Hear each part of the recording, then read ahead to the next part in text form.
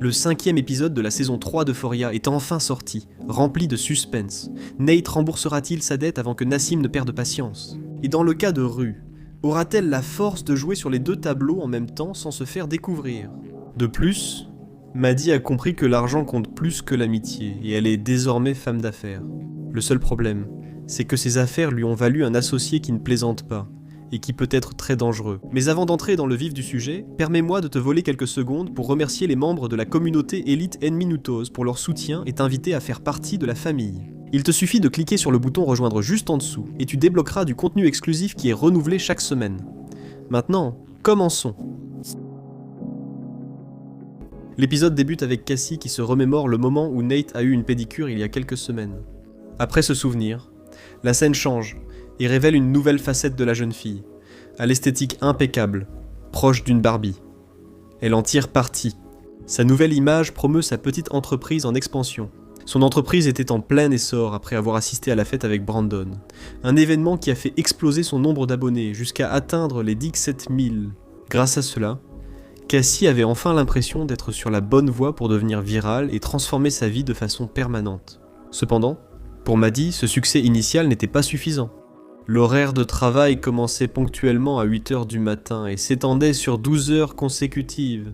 Chaque seconde que Cassie passait devant la caméra représentait des revenus directs qui arrivaient dans ses poches. Et Maddie n'avait pas la moindre intention de ralentir le rythme de production, quelles que soient les circonstances. Cassie a même décidé de s'aventurer dans le monde de l'ASMR, en parlant d'une voix douce pour aider ses abonnés à s'endormir. Son audience souhaitait mieux la connaître et envoyait des demandes personnalisées constantes, ce qui générait une charge de travail immense. Un simple salut mentionnant le nom de l'abonné coûtait 700 $.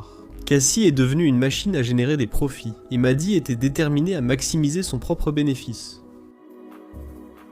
Une semaine plus tard, Cassie avait atteint le chiffre de 50 000 abonnés sur ses réseaux sociaux.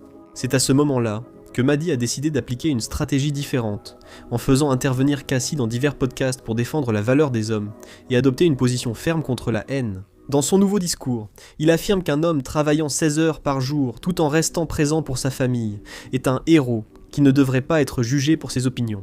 Ce discours a bien fonctionné, suscitant des avis partagés chez les auditeurs et permettant une croissance exponentielle du nombre d'abonnés.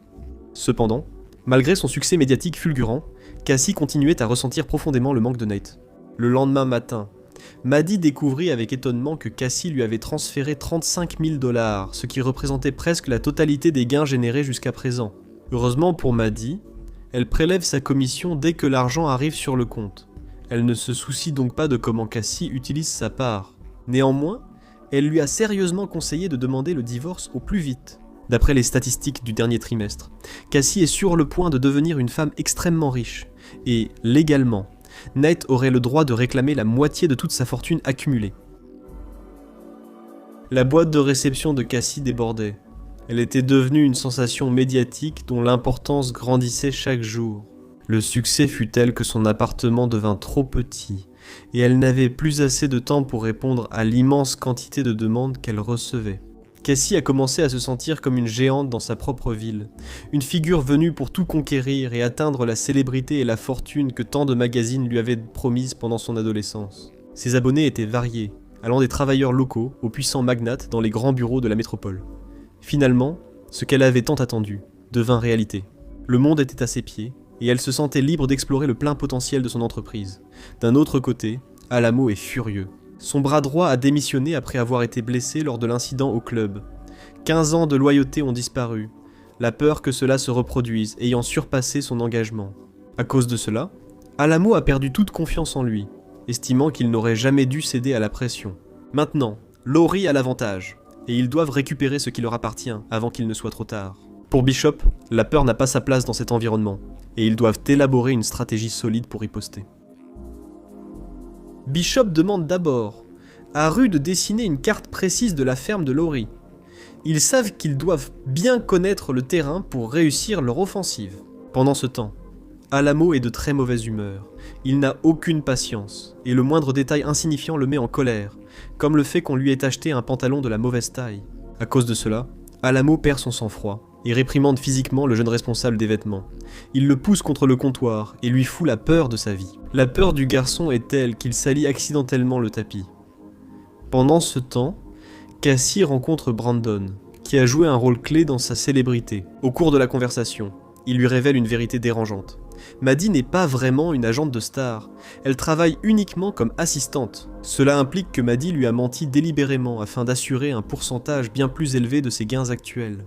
Alors que cette révélation éclate, la scène nous montre la réalité de Maddie, qui effectue des tâches de nettoyage très désagréables dans le bureau de sa patronne, ressentant une profonde rancœur et souhaitant le pire à sa supérieure pendant qu'elle accomplit ses corvées ennuyeuses. Brandon dit à Cassie que, pour vraiment augmenter ses revenus, elle doit rejoindre son équipe et vivre dans sa résidence. Là-bas, il dispose de vidéastes professionnels, de sponsors de haut niveau et de toute l'infrastructure nécessaire pour dominer les réseaux sociaux. Selon lui, il est temps pour elle de quitter le petit milieu dans lequel Maddie la cantonne et d'oser passer dans la cour des grands du divertissement numérique. Cependant, emménager avec Brandon implique certaines responsabilités et des engagements publics que Cassie suppose que Nate n'accepterait pas facilement. À sa grande surprise, grâce à l'argent qu'elle lui a envoyé régulièrement, Nate a complètement changé de point de vue sur l'affaire et l'encourage désormais à continuer sans relâche. Il semble prêt à ce que Cassie fasse tout ce qui est nécessaire afin d'assurer la stabilité économique du foyer. Tant que les virements bancaires continuent d'arriver, le reste des détails n'a aucune importance pour lui. Ailleurs, Rue est terrifiée parce qu'Alamo a demandé à lui parler en privé. Après avoir vu son violent accès de colère cet après-midi-là, elle ne veut en aucun cas le contrarier. Cependant, ce qui la rend vraiment nerveuse, c'est de voir Bishop arriver sur place avec un chapeau en plastique et une boîte à outils. La première chose que Bishop lui dit, c'est qu'au cours de sa vie, il a rencontré des personnes qui semblent porter en permanence un nuage de malchance sur leurs épaules. S'ils font de l'agriculture, leur culture sèche. S'ils naviguent, ils finissent toujours par couler. Dans le cas de Rue, il souligne que depuis son arrivée, ils n'ont fait face qu'à une chaîne ininterrompue de problèmes. Au milieu de cette atmosphère chargée de tension, Bishop lui révèle qu'Alamo l'attend au bar et qu'elle devrait se dépêcher, car sa patience ce jour-là est pratiquement inexistante. Suite à l'avertissement, Rue se retire immédiatement, lui permettant de continuer ce qu'il prévoyait de faire avec ses outils. En entrant dans le bar, elle voit Alamo jouer de la trompette en savourant un whisky. Il informe Rue qu'il vient d'avoir une conversation avec Laurie, qui a proposé d'organiser une réunion formelle. Cependant, Alamo n'est pas assez naïf pour croire à ses intentions. Depuis que son animal de compagnie est décédé dans des circonstances extrêmement mystérieuses, il sait très bien qu'il n'y a aucune possibilité de négocier avec elle de manière pacifique. C'est pourquoi il lui avoue avoir besoin de l'aide de Rue pour régler définitivement la situation. Elle connaît parfaitement la propriété et peut lui indiquer avec précision où se trouvent ses affaires. Rue lui révèle que l'argent et les fournitures importantes sont gardées au sous-sol. Cependant, Alamo lui avoue quelque chose qu'elle n'avait pas prévu. L'argent ne l'intéresse absolument pas, car ses clubs génèrent cette même somme en une seule nuit. Ce qui l'empêche de dormir, c'est qu'un objet bien plus précieux était dans le coffre-fort, et il est prêt à brûler toute la vallée pour le récupérer si nécessaire. 1 heure plus tard, Bishop est en train de nourrir les cochons lorsqu'il voit Rue partir à toute vitesse dans sa voiture. Elle conduit jusqu'à un pont en ville, où les agentes de la DEA l'attendent pour lui parler. Rue informe sur la réunion prévue par Laurie et Alamo, en les avertissant que rien de bon n'en sortira. Cependant, les agentes insistent pour qu'elle soit présente et qu'elle porte un micro caché. Ils ont besoin de preuves claires et précises pour pouvoir procéder à une arrestation formelle. D'autre part, dans le sous-sol de Laurie, Faye et son petit ami regardent un film lorsqu'ils reçoivent un appel de Rue. Elle précise qu'elle n'est pas impliquée dans ce qui est arrivé à Palen, mais on lui dit qu'il est trop tard pour revenir, car quelqu'un d'autre a pris sa place. Cela signifie que Laurie envoie quelqu'un d'autre au Mexique, ce qui s'avère être une information extrêmement utile pour les agents. Ils doivent simplement la surveiller et attendre que cette personne quitte la résidence. Dès son retour avec la cargaison, ils auront toutes les preuves pour procéder à l'arrestation de tous les impliqués. Le lendemain matin, Cassie décide d'appeler directement le bureau de Maddie et confirme la vérité.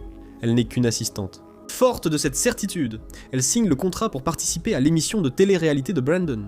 Elle va s'installer dans une maison de luxe avec tout ce qu'il faut pour atteindre une célébrité inaccessible à Maddie, la laissant encore de côté. Plus tard dans la journée, Maddie accepte enfin que Cassie découvre son véritable foyer. Un sous-sol négligé où elle est restée coincée pendant des années, et qu'elle espérait quitter bientôt grâce au succès de son ami. Cependant, Cassie lui explique qu'elle doit aller de l'avant, en insistant sur le fait que ce n'est rien de personnel, mais plutôt une opportunité d'affaires à ne pas manquer. Dès que Cassie lui fait comprendre qu'elle compte l'abandonner professionnellement, Maddie réagit immédiatement, prend son téléphone et annule l'importante interview à Ella Knights qu'elle lui avait obtenue grâce à ses contacts avec Lexi. C'est une opportunité très importante pour elle, et elle regrette aussitôt ses paroles. Avant que la situation ne se reproduise, Maddie lui montre le contrat qu'elle a rédigé et propose qu'elles le relisent ensemble attentivement. À partir de ce moment, leur amitié n'a plus de valeur, leur relation sera strictement régie par les affaires, et rien d'autre. Cassie signe le document sans hésiter, sans se rendre compte que désormais Maddie a le contrôle total sur sa carrière, l'empêchant ainsi de pouvoir la trahir à nouveau à l'avenir. Le seul inconvénient, c'est que Maddie lui avait menti au départ. En réalité, elle n'avait obtenu aucun entretien. Le lendemain matin, elle va au studio pour discuter avec Lexi et faire de son mieux. Cependant, Lexi se trouve dans une position très délicate à cause d'une erreur précédente avec la peinture. Elle a l'impression de marcher sur des œufs et n'a aucune intention de risquer de commettre une autre erreur qui pourrait ruiner sa carrière malgré le refus initial. Maddie a toujours su exactement comment l'influencer et comment lui taper sur les nerfs, grâce à sa persévérance. 2 jours plus tard, Cassie se retrouvait enfin à passer une audition pour l'émission, essayant de défier les préjugés que son apparence impose habituellement. Cassie décide d'interpréter un monologue de Cléopâtre, une pièce sérieuse et vraiment difficile pour quelqu'un de son âge. Lorsque Lexi revient avec les déjeuners pour toute l'équipe, elle découvre avec étonnement que tous les présents suivent l'audition de Cassie sur les écrans du plateau. Fait surprenant, Cassie a utilisé son nom de famille au casting, et les responsables ont adoré son interprétation shakespearienne. Pour elle, l'image d'une jeune femme à l'apparence de blonde superficielle qui rêve d'atteindre les étoiles représente une formule d'audience garantie. Lexi ne peut s'empêcher de se sentir profondément touchée en réfléchissant au fait que Cassie a réussi en un seul après-midi ce pourquoi elle-même s'est battue sans relâche pendant des années. Pendant ce temps, à l'autre bout de la ville, Jules se sent toujours mal d'avoir gâché sa grande chance avec ce désastre de peinture. Elle déjeune avec Rue, qui a passé une nuit épuisante à essayer de maintenir sa double vie entre Alamo et les agents de la DEA. Pendant le repas, Jules lui demande combien de partenaires elle a eu depuis le lycée. Rue, refusant d'admettre qu'elle n'en a jamais eu, choisit de mentir et cite Angel, évoquant un amour bref terminé quand elle a dû l'emmener en cure de désintoxication. Jules se montre surprise d'apprendre qu'elle a eu une relation aussi significative dans le passé. À cause de cela, elle lui demande directement pourquoi elle la rend visite aussi souvent si elle n'a pas vraiment l'intention de raviver ce qu'elles ont eu. Rue admet sincèrement que c'est précisément ce qu'elle souhaite, bien qu'elle ajoute que, apparemment, la situation est assez compliquée. À ce moment-là, Jules décide de la défier, et lui assure que si elle le veut vraiment, elle devrait simplement prendre l'initiative. Pour elle, il n'est pas si difficile d'essayer d'être comme elles étaient pendant leurs années de lycée. Ce même soir, la compagne de Jules trouve ses sous-vêtements par terre et décide de la confronter sérieusement à ce sujet. Il la prévient fermement qu'elle doit se rappeler qu'elle a une famille, et que la dernière chose qu'il souhaite, c'est de rentrer chez sa femme en rapportant une maladie à cause d'une imprudence. Il lui fait clairement comprendre que si elle veut continuer à profiter du style de vie qu'elle mène actuellement, elle ne pourra plus jamais recevoir qui que ce soit dans son appartement, quelles que soient les circonstances. Pendant ce temps, Ned s'est transformé en un véritable paria. Il passe ses journées plongé dans la léthargie, mangeant et buvant à l'excès, utilisant tout l'argent que sa femme lui envoie pour financer sa nouvelle routine de loisirs, sans consacrer une seule seconde à penser à régler ses dettes en suspens. Un matin, un homme apparaît devant sa maison avec un club de golf et brise la fenêtre d'un coup. Ned se retourne et reconnaît l'homme de la dernière fois. Celui-ci est revenu pour lui rappeler les conséquences de ne pas payer ses intérêts, et commence à le frapper sur le tapis. Cet après-midi-là, Nate perd encore la même chose, car l'agresseur l'a blessé avant même que ses points de suture ne guérissent. Cette fois, le préjudice fut plus grand, car l'individu a emporté un bien inestimable, sa bague de fiançailles. Cette scène est extrêmement intense, mais elle est nécessaire pour que Nate comprenne enfin qu'il n'a aucune issue. À ce moment-là, l'action se déplace au club, où Magic revient après l'incident pour se rendre compte qu'il y a un objet dans son casier qui ne devrait pas s'y trouver. Il cherche aussitôt Alamo pour l'avertir que Rue veut l'incriminer. Il affirme qu'il ne peut pas lui faire confiance car elle cache quelque chose, citant l'agresseur comme preuve. Alamo était là la nuit du vol. Magic lui explique que, lorsque les intrus sont entrés, Rue a affirmé ne pas reconnaître leur voix, ce qui est suspect étant donné qu'elle a vécu avec eux pendant longtemps. Pourtant, elle reconnaît Faye dans la voiture, ce qui rend son témoignage suspect. Alamo décide alors d'enquêter à fond. Au même moment où Magic essaie de convaincre Alamo que Rue n'est pas digne de confiance, cette dernière est en train de dîner avec Maddie. Pendant la soirée, elle lui raconte ce qui s'est passé avec Jules et lui confie espérer qu'elles pourront reprendre leur histoire d'amour un jour. De son côté, Maddie lui parle des récents conflits avec Cassie. Elle lui explique que son amie a tenté de la trahir, mais qu'elle a réussi à déjouer ses plans. Ainsi, elle détient légalement 50% des bénéfices que Cassie générera durant toute sa carrière. Maddie ne s'inquiète plus de savoir si elles finiront amies ou ennemies, car elle considère qu'elles ont établi une relation d'affaires extrêmement prospère. Rue tente de lui faire comprendre que leurs personnalités et valeurs sont opposées, mais Maddie reste très calme. Pour elle, la seule chose qui compte, c'est que l'argent et les abonnés continuent d'affluer régulièrement. En ce qui concerne les accès émotionnels de Cassie, Maddie affirme savoir parfaitement comment y faire face, car c'est quelque chose qu'elle gère depuis ses années de lycée. Maddie lui demande finalement si elle lit encore la Bible. Rue admet que oui, mais reconnaît ne pas être encore parvenue à la partie sur le pardon et la paix, et sent donc qu'elle a besoin de plus de temps. À cet instant précis, Rue lève les yeux et remarque avec inquiétude que Bishop est au dehors, en train de l'espionner. 2 secondes plus tard, Alamo entre dans le restaurant, vêtu de son costume en cuir imposant et de bottes capables d'écraser un cochon sans effort. Il s'approche de la table d'un air décontracté, et la salue froidement, s'arrêtant pour admirer les ongles de Maddie, qui pour l'instant ne se doute de rien de ce qui se passe. Cependant, la tension monte lorsqu'Alamo vient s'asseoir avec elle. Rue essaie désespérément de dissimuler le fait que ses affaires avec lui sont extrêmement louches, car elle avait promis à Maddie et au reste de ses amis qu'elle s'éloignerait définitivement de ce monde dangereux. Bien que Maddie gère la situation avec un calme admirable, la terreur absolue se lit sur le visage de Rue. Maddie commente avec ironie qu'elle aimerait que sa propre patronne se soucie autant d'elle qu'Alamo semble le faire pour Rue. Même si la scène pourrait sembler presque attendrissante aux yeux d'un étranger, la réalité est que le cœur de Rue bat si vite qu'elle a l'impression qu'il pourrait s'envoler par la fenêtre à tout moment. 1 minute après le début de cette conversation tendue, Bishop appelle Alamo et lui demande d'envoyer Rue dans la rue immédiatement, prétextant qu'ils ont besoin de lui parler en privé. Pendant ce temps, Alamo reste à la table pour tenir compagnie à Maddie pendant un moment. À peine sorti dans la rue, Rue tombe sur la camionnette que les hommes utilisent habituellement lorsqu'ils doivent éliminer des preuves ou nourrir les cochons à la ferme. Sans lui donner d'explication, il lui ordonne de monter immédiatement dans le véhicule. Pendant ce temps, de retour au café, Alamo et Maddie semblent étonnamment bien s'entendre. Il remarque que la jeune femme a du cran et de brillantes idées pour générer des revenus.